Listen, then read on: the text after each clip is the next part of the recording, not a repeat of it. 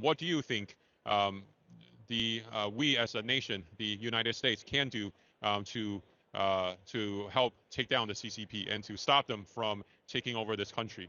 Well, the first thing we need to do is we need to not rely on them for our especially emergency equipment. I mean, COVID was able to show this that we should not be getting our medicines and things that we actually need as a country and rely on as a country. You know, the what allowed the CCP to come to power in the first place is back. You look back in the 1990s, we opened up trade, just unfettered trade to China, and they were able to. The exchange was we get cheap goods.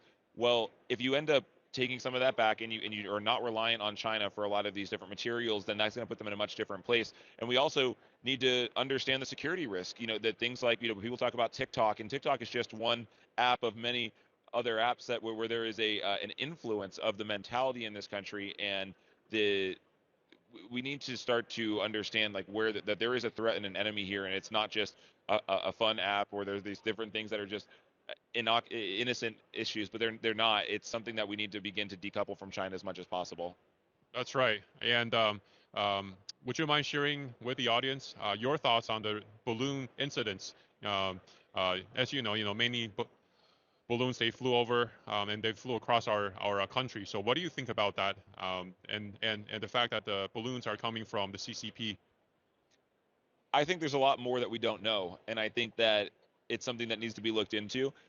I can tell you that they also have satellites. They also have things that are much higher that are constantly looking, and then you have the things like again TikTok. These are things that you're going on your phone and you're opening up and you're accepting all the agreements, allowing all of these things. So I don't know much about the balloons. I hope we look more into the balloons. I'm glad we shot it down. We should have shot it down a lot sooner. That's right. The CCP spy balloons are here. They were here to collect the intelligence, to collect information, and even some of the parts were made in the USA by U.S. Technology companies. Any closing thoughts, Jake?